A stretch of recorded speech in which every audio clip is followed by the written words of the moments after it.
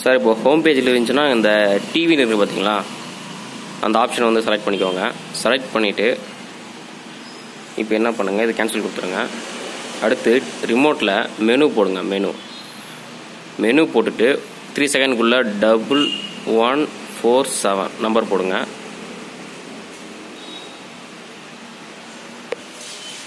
இப்போது இந்த மாதிரி ஒரு ஃபேக்ட்ரி மோடு ஓப்பன் ஆகும் உங்களுக்கு. அதில் போயிட்டு நீங்கள் பேனல் செட்டிங் போயிட்டிங்கன்னா இந்த மாதிரி பேஜ் வரும் உங்களுக்கு. இதில் பேனல் டிவிஷன் இருக்குது பார்த்தீங்களா, அது வந்து மாறிட்டு இருக்குது உங்களுக்கு.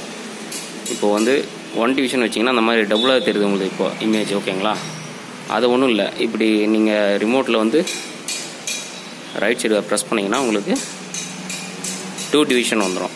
அப்போ வந்து உங்களுக்கு படம் கரெக்டாக வந்துடும். ஓகேங்களா, இது ஓப்பன் பண்ணலே வாரண்டி கிளைம் ஆகாது. நீங்கள் இதில் வேறு ஏதாவது செட்டிங் மாற்றினீங்கன்னா டிவி ஃபால்ட் ஆகிடும், உங்களுக்கு வாரண்டி கிளைம் ஆகாது.